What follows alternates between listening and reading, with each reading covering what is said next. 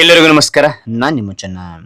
ಈ ಒಂದು ವಿಡಿಯೋದಲ್ಲಿ 7ನೇ ತರಗತಿ ಸೇರಿ ಕನ್ನಡ ಪ್ರಥಮ ಭಾಷಾ ಕನ್ನಡ ಪಠ್ಯಪುಸ್ತಕ ಇದು ಭಾಗ 1 ಪುಸ್ತಕ. ಇದು ಈ ಒಂದು ಭಾಗ 1 ಪುಸ್ತಕದೊಳಗೆ ಇಲ್ಲಿ ಪರಿವಿಡಿಯಲ್ಲಿ ನೋಡಿದ್ದಾರೆ. ಇಲ್ಲಿ ಗದ್ಯ ಭಾಗದಲ್ಲಿ 3 ಗದ್ಯ ಭಾಗಗಳ ಅಭ್ಯಾಸ ವಿಡಿಯೋ ಇದ್ದೀನಿ, ಪದ್ಯ ಭಾಗದಲ್ಲಿ 3 ಪದ್ಯ ಭಾಗಗಳ ಅಭ್ಯಾಸ ವಿಡಿಯೋ ಇದ್ದೀನಿ, ಪೂರಕ ಪಾಠಗಳಲ್ಲಿ ಎಲ್ಲ ತೆಗೆದಿದ್ದೀನಿ. ಈ ಎಲ್ಲ ವಿಡಿಯೋಗಳು ಬೇಕಾ ಲಿಂಕ್ ಡಿಸ್ಕ್ರಿಪ್ಷನ್ ಅಲ್ಲಿ ಕ್ಲಿಕ್ ಮಾಡಕ ಆ ಎಲ್ಲ ವಿಡಿಯೋ ನೋಡ್ಬೋದು.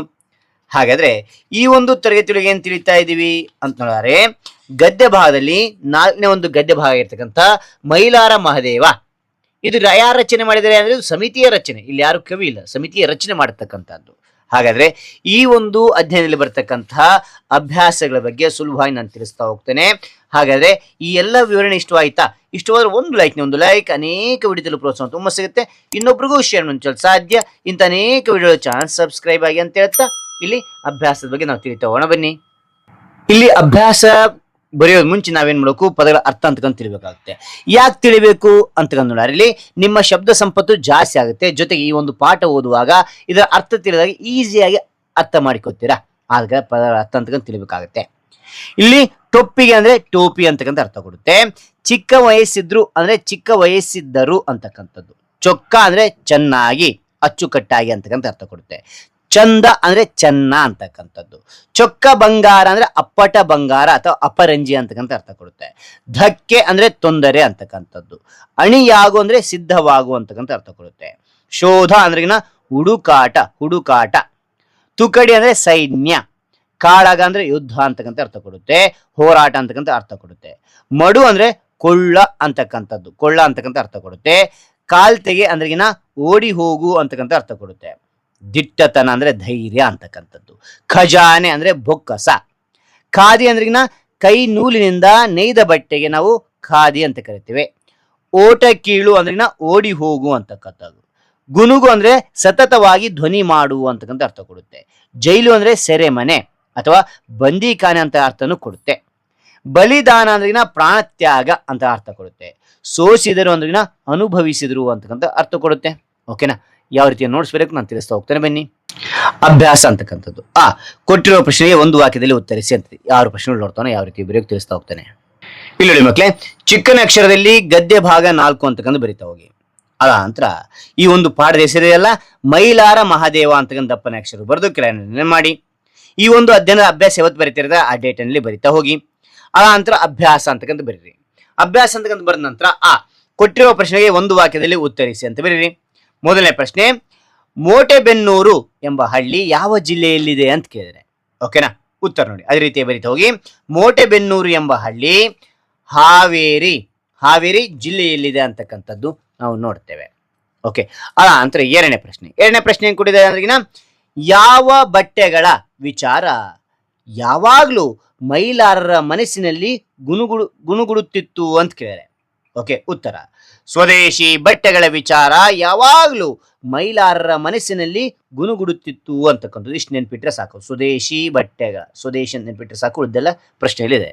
ಓಕೆ, ನಂತರ ಮೂರನೇದು, ಮಹಾದೇವನಿಗೆ ಗಾಂಧಿಯವರೊಡನೆ ಯಾವ ಆಶ್ರಮದಲ್ಲಿ ಇರಬೇಕೆಂದು ಆಸೆಯಾಯಿತು ಅಂತ ಕೇಳಿದರೆ. ಉತ್ತರ, ಮಹಾದೇವನಿಗೆ ಗಾಂಧಿಯವರೊಡನೆ ಸಬರಮತಿ, ಇಷ್ಟು ನೆನ್ಪಿಟ್ರೆ ಸಾಕು, ಸಬರಮತಿ ಆಶ್ರಮದಲ್ಲಿ ಇರಬೇಕೆಂದು ಆಸೆಯಾಯಿತು ಅಂತಕ್ಕಂಥದ್ದು ನೋಡ್ತೇವೆ.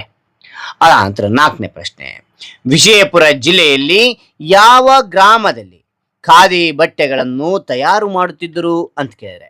ಓಕೆ, ಉತ್ತರ, ವಿಜಯಪುರ ಜಿಲ್ಲೆಯಲ್ಲಿ ಕಲಾದಗಿ, ನೋಡಿ ಇದು ಇಷ್ಟು ನೆನ್ಪಿಟ್ಟು ಸಾಕು, ವಿಜಯಪುರ ಜಿಲ್ಲೆಯಲ್ಲಿ ಕಲಾದಗಿ ಎಂಬ ಗ್ರಾಮದಲ್ಲಿ ಖಾದಿ ಬಟ್ಟೆಗಳನ್ನು ತಯಾರು ಮಾಡುತ್ತಿದ್ದರು ಅಂತಕ್ಕಂಥದ್ದು ಉತ್ತರ ಆಗಿರುತ್ತೆ. ಅದ ನಂತರ ಇಲ್ಲಿ 5ನೇ ಪ್ರಶ್ನೆ, 1942ರಲ್ಲಿ ಗಾಂಧೀಜಿಯವರು ಯಾವ ಘೋಷಣೆ ಮಾಡಿದರು ಅಂತ ಕೇಳಿದರೆ. ಉತ್ತರ, 1942ರಲ್ಲಿ ಗಾಂಧೀಜಿಯವರು ಬ್ರಿಟಿಷರೇ ಭಾರತ ಬಿಟ್ಟು ತೊಲಗಿ ಎಂಬ ಘೋಷಣೆ ಮಾಡಿದರು ಅಂತಕ್ಕಂಥದ್ದು ನೋಡ್ತೇವೆ. 6ನೇದು, ಮಹಾದೇವ ಅವರು ಎಲ್ಲಿ ಪೊಲೀಸರ ಬಂದೂಕು ಅಪಹರಿಸಿದರು, ಎಲ್ಲಿ ಅಂತಂದ್ರೆ ಉತ್ತರ, ಮಹಾದೇವ ಅವರು ಹೊನ್ನತಿ, ಓಕೆನಾ, ಹೊನ್ನತಿ ಎಂಬಲ್ಲಿ ಪೊಲೀಸರ ಬಂದೂಕು ಅಪಹರಿಸಿದರು ಅಂತಕ್ಕಂಥದ್ದು ಉತ್ತರ ಆಗಿರುತ್ತೆ. ಓಕೆ, ಮುಂದೆ ನೋಡ್ತಾ ಹೋಗೋಣ. ಇಲ್ಲಿ ನೋಡಿ ಅಂತಕ್ಕಂಥದ್ದಾಯ್ತು. ಅಂತರಲ್ಲಿ ಅಂತಕ್ಕಂಥದ್ದಿದೆ. ಕೆಳಗಿನ ಪ್ರಶ್ನೆಗೆ 2-3 ವಾಕ್ಯಗಳಲ್ಲಿ ಉತ್ತರಿಸಿ ಅಂತದೆ. ಈ 4 2-3 ವಾಕ್ಯದೊಳಗೆ ನಿಮಗೆ ಉತ್ತರಿಸ್ತಾ ಹೋಗ್ತೇನೆ. ಓಕೆನಾ? ಆ ಅಂತಕ್ಕಂಥದ್ದು ಕೆಳಗಿನ ಪ್ರಶ್ನೆಗೆ 2-3 ವಾಕ್ಯಗಳಲ್ಲಿ ಉತ್ತರಿಸಿ ಅಂತ ಬರೀರಿ. ಮೊದಲನೇ ಪ್ರಶ್ನೆ, ಮಹಾದೇವ ಕಲಾದಗಿ ಎಂಬ ಒಂದು ಗ್ರಾಮಕ್ಕೆ ಹೋಗಿ ಏನು ತಿಳಿದುಕೊಂಡರು ಅಂತ ಕೇಳಿದರೆ ಉತ್ತರ, ಮಹಾದೇವ ಅವರು ವಿಜಯಪುರ ಜಿಲ್ಲೆಯಲ್ಲಿ ಕಲಾದಗಿ ಎಂಬ ಗ್ರಾಮಕ್ಕೆ ಹೋಗಿ ಖಾದಿ ಬಟ್ಟೆಗಳನ್ನು ತಯಾರಿಸುವುದು ಹೇಗೆ ಎಂದು ತಿಳಿದುಕೊಂಡರು ಅಂತಕ್ಕಂಥದ್ದು ನೋಡ್ತೇವೆ.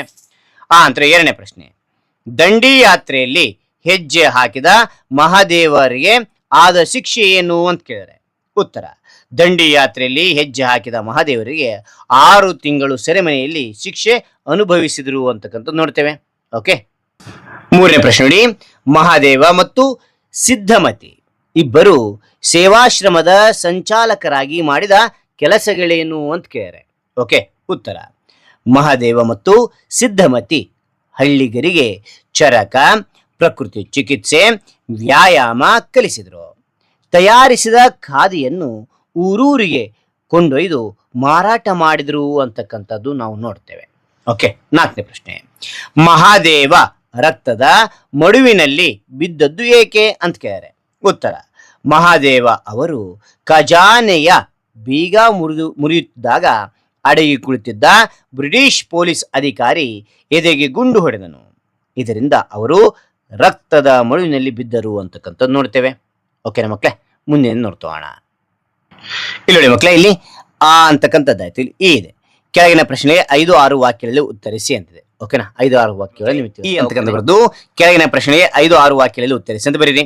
ಮೊದಲನೇ ಪ್ರಶ್ನೆ, ಮಹಾದೇವ ಅವರು ಜೈಲಿನಿಂದ ಬಿಡುಗಡೆಯಾದ ಮೇಲೆ ಮಾಡಿದ ಕಾರ್ಯಗಳಾವು ಅಂತ ಕೇಳಿದರೆ ಉತ್ತರ, ಮಹಾದೇವ ಅವರು ಜೈಲಿನಿಂದ ಬಿಡುಗಡೆಯಾದ ನಂತರ ವ್ಯಾಯಾಮ ಮತ್ತು ಔಷಧ ಶಾಸ್ತ್ರವನ್ನು ಅಭ್ಯಾಸ ಮಾಡಿದರು. ಹಳ್ಳಿಗರ ಸೇವೆಗಾಗಿ ಸೇವಾಶ್ರಮವನ್ನು ಪ್ರಾರಂಭಿಸಿದರು. ಚರಕದಿಂದ ನೂಲು ತೆಗೆಯುವುದು, ಪ್ರಕೃತಿ ಚಿಕಿತ್ಸೆ ಮತ್ತು ವ್ಯಾಯಾಮವನ್ನು ಕಲಿಸಿದರು. ಖಾದಿಯನ್ನು ಊರೂರಿಗೆ ಕೊಂಡೊಯ್ದು ಮಾರಾಟ ಮಾಡಿದರು ಅಂತಕ್ಕಂಥದ್ದು ನೋಡ್ತೇವೆ. ಅದ ನಂತರ ಎರಡನೇ ಪ್ರಶ್ನೆ ಏನು ಕೊಟ್ಟಿದ್ದಾರೆ ಅಂತ ನೋಡಲಿ, ಬ್ರಿಟಿಷರು ಭಾರತ ಬಿಟ್ಟು ತೊಲಗಬೇಕಾದ್ರೆ ಏನು ಮಾಡಬೇಕೆಂದು ಮಹಾದೇವ ಯೋಚಿಸಿದ್ರು ಅಂತ ಕೇಳಿದರೆ ಓಕೆ, ಉತ್ತರ, 1942ರಲ್ಲಿ ಮಹಾದೇವರು ಬ್ರಿಟಿಷರ ಆಡಳಿತಕ್ಕೆ ಧಕ್ಕೆ ಉಂಟು ಮಾಡಬೇಕೆಂದು ಯೋಚಿಸಿದರು. ಅದಕ್ಕಾಗಿ ಸಂಗಡಿಗರೊಂದಿಗೆ ಚಳವಳಿಗೆ ಇಳಿದರು. ಒಣಸೂರಿನ ರೈಲು ನಿಲ್ದಾಣವನ್ನು ಸುಟ್ಟು ಹಾಕಿದರು. ಉನ್ನತಿಯಲ್ಲಿ ಪೊಲೀಸರ ಬಂದೂಕುಗಳನ್ನು ಅಪಹರಿಸಿದರು. ಬಾಳೆ ಹೊಸೂರಿನ ಪೊಲೀಸ್ ಕೇಂದ್ರವನ್ನು ಸುಟ್ಟು ಹಾಕಿದರು ಅಂತಕ್ಕಂಥದ್ದು ನೋಡ್ತೇವೆ. ಓಕೆ, ಮೂರನೇ ಪ್ರಶ್ನೆ ನೋಡಿ, ಹೊಸ ರೀತಿಯಲ್ಲಿ ನಡೆದ ಘಟನೆಗಳಾವು ಅಂತ ಕೇಳಿದರೆ ಉತ್ತರ, 1943ರ ಏಪ್ರಿಲ್ 1ರಂದು ಮಹಾದೇವರು ಸಂಗಡಿಗರೊಂದಿಗೆ ಹೊಸ ರೀತಿಯ ಖಜಾನೆಗೆ ಮುತ್ತಿಗೆ ಹಾಕಿದರು.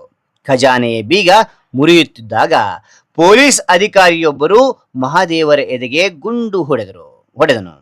ರಕ್ತದ ಮಡುವಿನಲ್ಲಿ ಬಿದ್ದರೂ ಅವರು ಸಂಗಡಿಗರನ್ನು ಹಿಂಸೆ ಮಾಡದಂತೆ ದೇಶಕ್ಕಾಗಿ ಪ್ರಾಣತ್ಯಾಗ ಮಾಡಿದರು ಅಂತಕ್ಕಂಥದ್ದು ನೋಡ್ತೇವೆ. ಓಕೆನಾ? ಎಸ್, ಮುಂದೆ ಏನಿದೆ ನೋಡ್ತೋಣ. ಇಲ್ಲಿ ನೋಡಿ ಮಕ್ಕಳೇ, ಇಲ್ಲಿ ಈ ಅಂತಕ್ಕಂಥದ್ದಾಯ್ತು.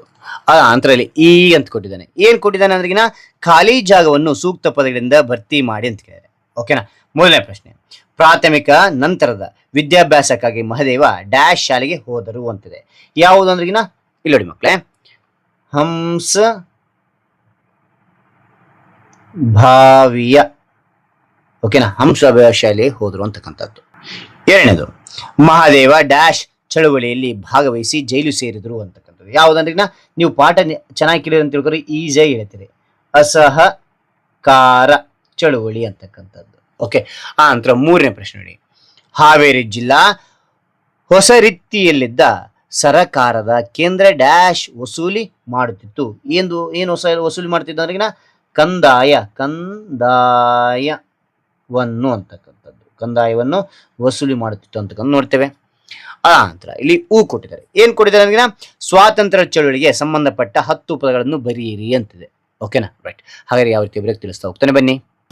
ಇಲ್ಲಿ ನೋಡಿ ಮಕ್ಕಳೇ, ಇಲ್ಲಿ ಅಂತಕ್ಕಂಥ ಬರ್ದು ಸ್ವಾತಂತ್ರ್ಯ ಚಳುವಳಿಗೆ ಸಂಬಂಧಪಟ್ಟ 10 ಪದಗಳನ್ನು ಬರೀರಿ. ನಾನು ಹೆಚ್ಚಿಗೆ ಬರ್ತೀನಿ, ನೀವು ಯಾವ್ದಾದ್ರು 10 ಬರೀತಾ ಹೋಗಿ. Okay, right. ಇಲ್ಲಿ ಒಂದೊಂದಾಗಿ ನೋಡ್ತೋಣವಾ.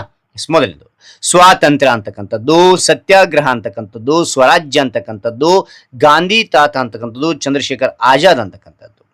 ಆರನೇದು ಅಹಿಂಸೆ, ಚಳುವಳಿ ಅಂತಕ್ಕಂಥದ್ದು, ದಂಡಿ ಸತ್ಯಾಗ್ರಹ ಅಂತಕ್ಕಂಥದ್ದು, ಪ್ರಥಮ ಸ್ವಾತಂತ್ರ್ಯ ಸಂಗ್ರಾಮ ಅಂತಕ್ಕಂಥದ್ದು, ಸ್ವಾತಂತ್ರ್ಯ ಸಂಗ್ರಾಮ ಅಂತಕ್ಕಂಥದ್ದು, ಅಸಹಕಾರ ಅಂತಕ್ಕಂಥದ್ದು, ಕ್ರಾಂತಿ ಅಂತಕ್ಕಂಥದ್ದು, ಭಾರತ ಬಿಟ್ಟು ತೊಲಗಿ ಚಳುವಳಿ ಅಂತಕ್ಕಂಥದ್ದು, ಭಗತ್ ಸಿಂಗ್, ಮಂಗಳ ಪಾಂಡೆ ಅಂತಕ್ಕಂಥ. ಇಲ್ಲಿ 14 ಬರೆದ ನಿಮ್ಗೆ ಯಾವ್ದಾದ್ರು 5 ನಿಮಗೆ ಬರೀತಾ ಹೋಗಿ.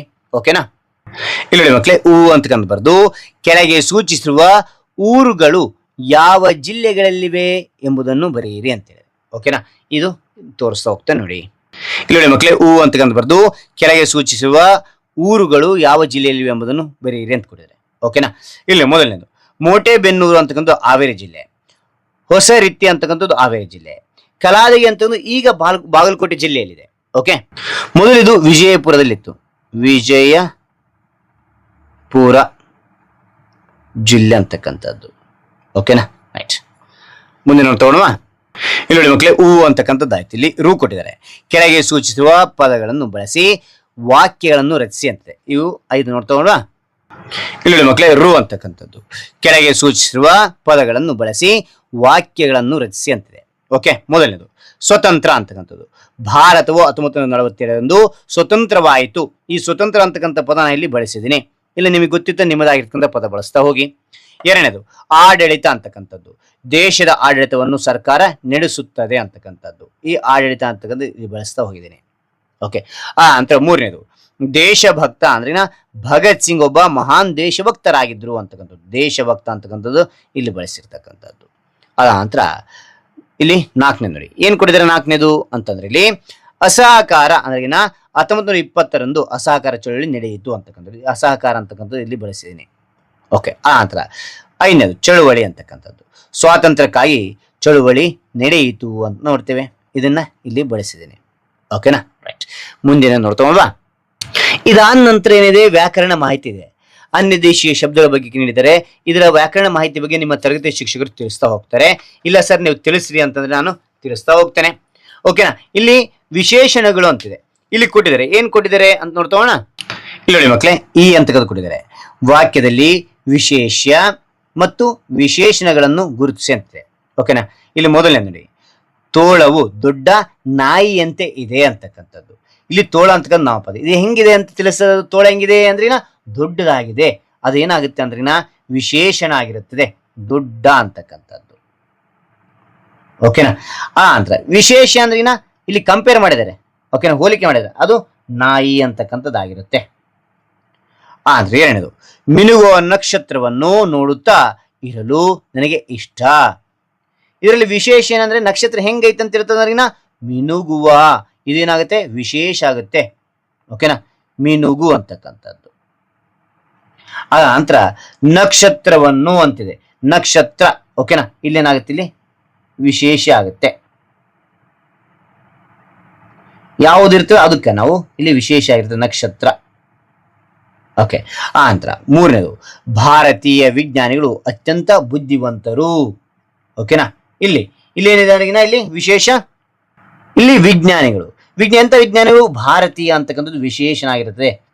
ಭಾರತೀಯ ಅಂತಕ್ಕಂಥದ್ದು ವಿಶೇಷ ಅಂತಂದ್ರೆ ಯಾರು ಅಂದ್ರೆ ವಿಜ್ಞಾನಿಗಳು ಅಂತಕ್ಕಂಥದ್ದಾಗಿರುತ್ತೆ.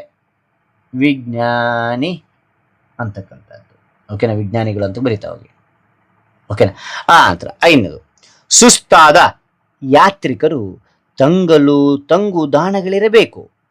ಇಲ್ಲಿ ನೋಡ್ರಿ, ಇಲ್ಲೇನತ್ತೆ, ಇಷ್ಟೇ. ಇದು ಯಾತ್ರಿಕರು ಎಲ್ಲಿದ್ರು ಅಂದ್ರೆ ಸುಸ್ತಾದ ಯಾತ್ರಿಕರು. ಎಂತಹ ವಿಶೇಷ ಇರುತ್ತ, ಅವ್ರಿಗೆ ಏನಿದೆ, ಸುಸ್ತಾದವರು ಅಂತ ಹೇಳ್ತದೆ. ಬರೀ ಯಾತ್ರಿಕರು ಅಂತಂದ್ರೆ ಏನು ವಿಶೇಷ ಇರ್ತಿದ್ದಿಲ್ಲ. ಓಕೆನಾ? ಸುಸ್ತಾದ ಅಂತಕ್ಕಂಥದ್ದು. ಇಲ್ಲಿ ಅಂತ ವಿಶೇಷ ಏನೈತೆ, ಯಾತ್ರಿಕರು ಅಂತಕ್ಕಂಥದ್ದಾಗಿರುತ್ತೆ. ಇಲ್ಲಿ ಕೆಳಗೆ ಬರೀತೆ ನೋಡಿ, ಯಾತ್ರಿಕರು ಅಂತಕ್ಕಂಥದ್ದು. ಓಕೆನಾ? ರೈಟ್.